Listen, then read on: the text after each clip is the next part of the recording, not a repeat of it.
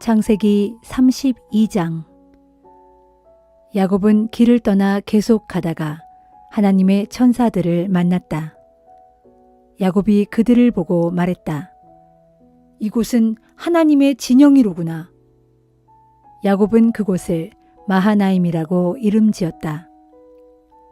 야곱은 에돔 들녘 세일 땅에 살고 있는 형 에서에게 자기보다 앞서서 심부름꾼들을 보냈다. 야곱이 심부름꾼들에게 이렇게 일렀다. 너희는 내 형님 에서에게 이렇게 말씀드려라. 형님의 아우 야곱은 지금까지 외삼촌 라반의 집에 몸붙여 살았습니다. 거기서 지내는 동안 소떼와 나귀떼와 가축들, 남종들과 여종들을 많이 거느리게 되었습니다. 이제야 제가 이렇게 형님께 인사를 드리니 형님께서는 너그러운 마음으로 이 아우를 보아주시기 바랍니다. 심부름꾼들이 야곱에게 돌아와 말했다. 주인님, 저희가 가던 길에 주인님의 형님을 만나게 되었습니다. 그분 역시 주인님을 만나러 400명이나 되는 일행을 거느리고 이리로 오고 있는 중이었습니다. 야곱은 와락 겁이 났다. 형이 자기를 해치지 않을까 걱정이 되었다. 야곱은 그동안 함께 움직였던 사람들과 가축들, 양떼와 소떼와 낙타들을 두 무리로 나누었다. 에서가 한 무리를 공격하면 다른 한 무리라도 도망쳐야겠다는 생각에서였다. 야곱은 기도를 드렸다. 할아버지 아브라함의 하나님, 아버지 이삭의 하나님, 주께서는 제게 분명히 말씀하셨습니다. 내 고향, 내 피부치들이 사는 곳으로 돌아가라. 내가 무슨 일을 하든 내가 보살펴 주리라. 사실 이 몸은 주께서 베푸신 이 모든 은총과 신실함을 받을 만한 자격도 없는 몸입니다. 제가 집을 떠나 이 요단강을 건널 때 저에게는 지팡이 하나가 전부였습니다. 하지만 지금 저는 두 무리나 거느리게 되었습니다. 주님, 제 형 에서의 손에서 이 몸을 구해 주시옵소서. 형 에서가 저를 공격하여 제 아내들과 자식들을 죽일까 두렵습니다. 주께서는 분명히 이 종이 하는 일마다 모두 잘되게 해주시겠다고 약속하셨습니다. 또 바닷가에 널려있는 모래만큼이나 셀 수 없을 정도로 제 후손이 불어나게 해주시겠다고 약속하셨습니다. 그날 밤에 야곱은 거기서 밤을 새고 자신이 가진 것들 중에서 형 에서에게 줄 선물을 골랐다. 야곱은 암염소 200마리, 수렴소 20마리, 암양 200마리, 수량 20마리, 젖이 나오는 어미낙타 30마리와 그 새끼들, 암소 40마리, 황소 10마리, 암나귀 20마리, 새끼나귀 10마리를 형 에서에게 줄 선물로 골라놓았다. 야곱은 이렇게 골라낸 가축들을 종들에게 넘겨주고는 그 가축들이 수십 마리씩 떼를 지어 자기보다 앞서가게 하되 무리와 무리 사이에 일정한 간격을 띄우라고 지시했다. 야곱은 가축대를 몰고 가장 앞장서서 가게 될 종에게 일렀다. 내 형님 에서가 너를 만나 그분이 내게 네 주인은 누구냐? 어디로 가는 길이냐? 네가 몰고 가는 이 가축대는 누구의 것이냐? 하고 묻거든 너는 그분께 이렇게 대답하여라. 이것은 모두 당신의 종 야곱의 소유인데 야곱이 그 형님 에서께 보내는 선물입니다. 야곱도 우리 뒤에 따라오고 있습니다.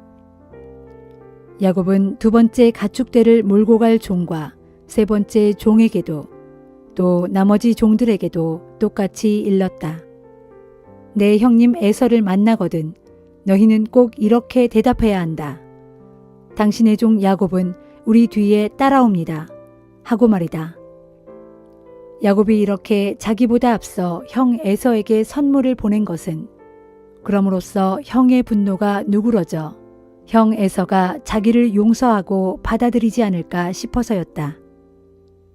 야곱은 이렇게 선물을 앞서 보내고 자신은 그날 밤을 장막에서 지냈다. 그 밤 야곱은 밤중에 일어나 두 아내와 두 여종과 11명의 아들들을 데리고 가서 야복나루를 건너게 했다. 야곱은 식구들을 다 건너보내고 자기에게 딸린 것들도 모두 개울 건너로 보낸 후 혼자 뒤에 남았다. 그때 누군가가 야곱 앞에 나타났고 야곱은 거기에서 동이 터올 때까지 그를 붙잡고 씨름을 했다. 그 사람은 야곱을 도저히 이길 수 없다는 것을 알고는 야곱의 엉덩이뼈를 후려쳤다. 그래서 야곱은 엉덩이뼈를 다쳤다. 그 사람은 야곱에게 이제 동이 트려고 하니 자신을 보내달라고 말했다. 야곱이 말했다. 안 됩니다. 저에게 복 주시지 않으면 절대 보내줄 수 없습니다. 그러자 그 사람이 야곱에게 물었다. 내 이름이 무엇이냐? 야곱이 대답했다. 예, 제 이름은 야곱입니다. 그 사람이 말했다. 이제부터는 내 이름을 야곱이라 하지 말고 이스라엘이라고 하여라. 네가 사람들뿐만 아니라 하나님과도 싸워서 이겼기 때문이다. 야곱이 물었다. 당신의 이름이 무엇인지 제게 말씀해 주십시오. 그 사람이 대답했다. 내 이름은 무엇 때문에 묻느냐? 그러면서 그 사람은 야곱에게 복을 베풀어 주었다. 야곱은 내가 하나님의 얼굴을 직접 대면하고서도 이렇듯 멀쩡하게 살아있다니 하면서 그곳 이름을 브니엘이라고 지었다. 야곱이 브니엘을 떠날 때는 동력에서 태양이 떠오르고 있었다. 엉덩이뼈를 다친 야곱은 절름거리며 걸었다. 오늘날까지도 이스라엘 자손들은 엉덩이뼈에 붙어있는 힘줄은 먹지 않는다. 그 까닭은 밤에 야곱과 씨름한 그 사람이 야곱의 엉덩이뼈를 쳐서 그들의 조상 야곱이 이렇게 엉덩이뼈를 다쳤기 때문이다.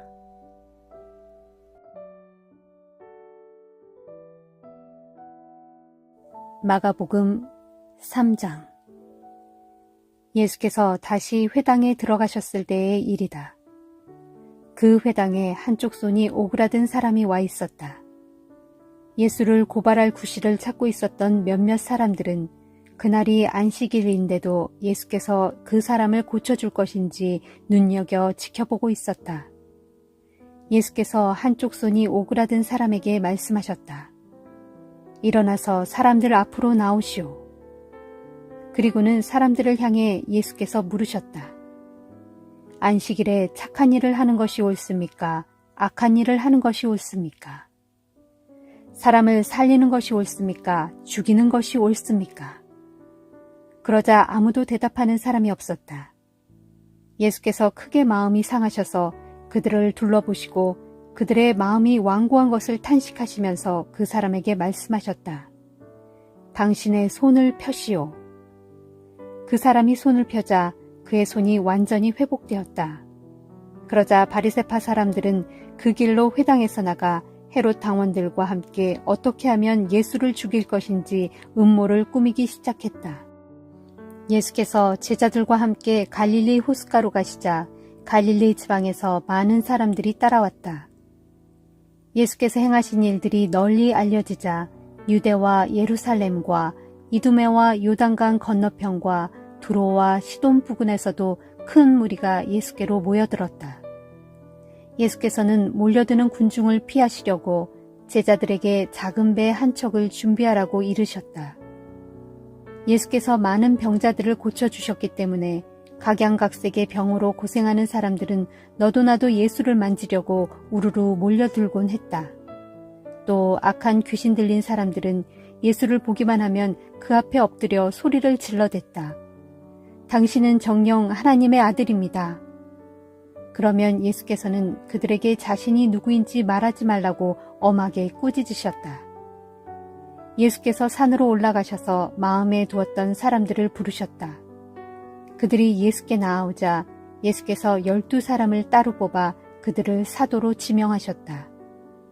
이는 그들로 하여금 자신과 함께 있게 하시고 그들을 세상에 보내 말씀을 전파하게 하시며 또 귀신을 쫓아내는 권세도 주시려 함이었다. 이때 예수께서 따로 지명하여 뽑으신 12사람은 다음과 같다. 즉 예수께서 베드로라는 이름을 붙여주신 시몬, 천둥의 아들들이라고 부르셨던 세베대의 아들 야고보와 요한, 안드레, 빌립, 바돌로메, 마테, 도마, 알페오의 아들 야고보, 다데오, 열심당원 시몬, 그리고 나중에 예수를 배신한 가룟 유다가 바로 그들이다. 예수께서 어떤 집으로 들어가시자 많은 사람들이 몰려들어 예수 일행은 식사를 할 겨를조차 없었다.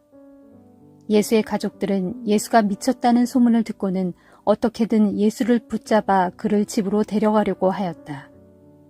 예루살렘에서 내려온 율법 교사들은 이렇게 떠들어댔다. 예수는 귀신의 두목인 바알세불에게 사로잡혀 있다. 그래서 예수는 귀신의 두목인 바알세불의 힘으로 귀신들을 쫓아내는 것이다. 그러자 예수께서 그들을 불러놓고 비유로 설명해 주셨다. 사탄이 어떻게 사탄을 쫓아낼 수 있겠소? 한 나라가 갈라져서 서로 싸우면 그 나라는 지탱할 수 없소. 또 한 가정이 갈라져서 서로 싸우면 그 가정은 망하는 법이요. 마찬가지로 사탄이 사탄과 싸운다면 무슨 일이 벌어지겠소? 사탄의 나라는 서지 못하고 망해버리지 않겠소. 힘센 사람의 집을 털려면 먼저 그 사람을 묶어놓아야 그의 재산을 털어갈 수 있을 것이요. 내가 당신들에게 분명히 말하겠소.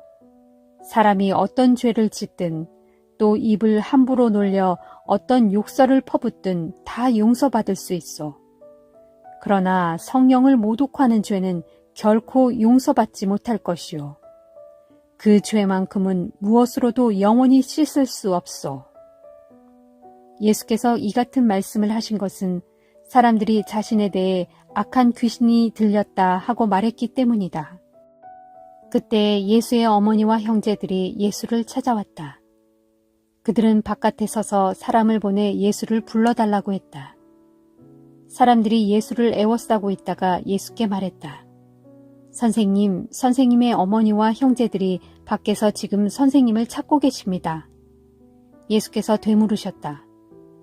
누가 내 어머니이며 누가 내 형제들입니까? 그리고는 둘러앉은 사람들을 돌아보시며 말씀하셨다. 보라, 여기 있는 사람들이 바로 내 어머니요, 내 형제들입니다. 그렇습니다. 누구든지 하나님의 뜻을 따르는 사람이 곧 내 형제요, 내 자매이며 내 어머니입니다.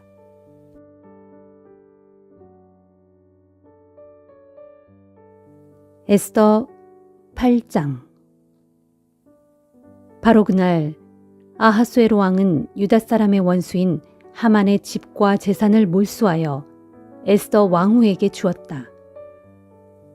그리고 왕후 에스더가 자신과 모르드게와의 관계를 왕에게 알렸기 때문에 모르드게는 왕 앞에 나아오게 되었다. 왕은 하만에게서 회수한 자신의 인장 반지를 빼어 모르드게에게 건네주었다. 그리고 왕후 에스더는 하만의 모든 재산을 모르드게에게 전부 맡겨서 관리하게 했다. 에스더는 다시 아하수에로 왕 앞에 나아가 왕의 발 아래 무릎 꿇고 엎드려 울면서 간청했다. 아각 사람 하만이 유다 사람을 몰살시키려고 계획해 놓은 흉악한 학살 명령을 제발 철회시켜달라고 애원했다. 왕이 에스더에게 더 가까이 오도록 금호를 내밀자 에스더가 일어나 왕 앞에 서서 말했다.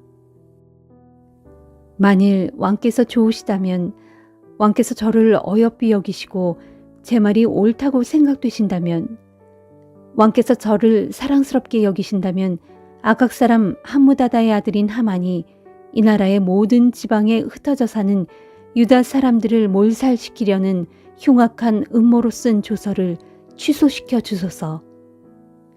어떻게 제가 동족의 끔찍한 재앙을 이대로 지켜보고만 있을 수 있겠으며 어떻게 제가 제 집안이 멸망당하는 것을 눈뜨고 방관할 수 있겠습니까? 아하수에로 왕이 에스더 왕후와 유다 사람 모르드게에게 대답했다. 하만이 음모를 꾸며 유다 사람을 말살하려고 계획했기 때문에 내가 그의 모든 재산을 에스더에게 주었고 하만이 세운 장대에 하만 자신을 매달아 죽였소. 그러니 이제 어떻게 하는 것이 좋을지 그대들의 뜻에 모두 맡기겠소. 그대들은 유다 사람을 살려내기 위해 내 이름으로 새로운 조서를 작성하고 그 조서에 나의 인장 반지를 찍어 온 나라에 공포하시오. 왕의 이름으로 작성되고 왕의 인장 반지가 찍힌 조서는 아무도 취소하지 못하기 때문이오. 모르드게는 즉시 왕의 서기관들을 불러 모았다. 때는 그의 셋째 달, 곧 시완월 23일이었다. 왕의 서기관들은 모르드게가 불러주는 대로 왕의 이름으로 조서를 써서 페르시아 제국의 모든 유다 사람들과 인도에서 구스까지 이르는 127개 지방의 모든 총독들과 고관들과 장군들에게 보냈다. 그 조서는 페르시아 제국에 포함된 각 지방의 문자와 각 민족의 언어로 기록되었으며 또한 유다 사람들을 위해서 그들의 글과 말로도 기록되었다. 이처럼 아하수에로 왕의 이름으로 작성되고 거기에 왕의 인장 반지가 찍힌 이 조서는 특사들에 의해 각 지역으로 재빠르게 전달되었다. 이때 특사들은 왕궁에서 기른 것들로 왕의 일을 위해 특별히 사용되는 아주 날랜 말들을 탔다. 그 조서에는 이런 내용이 담겨 있었다. 나 아하수에로 왕은 이 나라의 모든 마을과 성읍에 사는 유다 사람들에게 정당 방위의 특권을 부여한다. 그들은 자신들의 목숨을 보호하기 위하여 다 같이 단합할 수 있으며 만일 어느 지역이나 어느 족속 중에서 유다 사람을 상대로 무장하고 나서는 이들이 있으면 그에 대응하여 유다 사람들은 그들뿐만이 아니라 그들의 처자식들까지도 모조리 죽이고 그들의 집과 재산을 빼앗아 차지할 수 있다. 그리고 그 일은 나 아하수에로 왕이 다스리는 모든 지역에서 올해 12째 달, 곧 아달월 13일 하루 동안에만 이루어져야 한다. 아하수에로 왕의 이름으로 작성된 이 조서 사본은 페르시아 제국의 모든 지방에 널리 공고되었고 또 법률로 제정되었다. 그리하여 유다 사람들로 하여금 그날에 어떤 대적이 일어나더라도 그들의 원수를 갚을 수 있도록 만반의 준비를 하게 하였다. 사안이 워낙 시급했으므로 특사들은 왕궁에서 가장 좋은 말을 타고 왕의 조서를 들고 저마다 서둘러 길을 떠났다. 수산성에도 왕의 새로운 조서가 공포되었다. 모든 일을 마친 모르드게는 자줏빛 옷감과 흰 옷감으로 만든 궁중예복과 하얀 세모시에 자색 털로 장식한 외투를 입고 머리에는 금 멸관을 쓰고 어전에서 물러나왔다. 수산성의 모든 주민들이 환호성을 올리며 그를 맞아주었다. 마침내 유다 사람들에게 영광스럽고도 자랑스러운 벅찬 기쁨의 날이 찾아온 것이다. 페르시아 제국의 각 지방과 성읍에 왕의 새로운 조서가 나붙을 때마다 그 지역의 유다 사람들은 기뻐 환호성을 올리고 그날을 경축일로 삼아 잔치를 베풀었다. 그러자 그 땅에 사는 여러 민족들 가운데 많은 사람들이 유다 사람들을 두려워하여 스스로 유다 사람으로 귀화하기도 했다.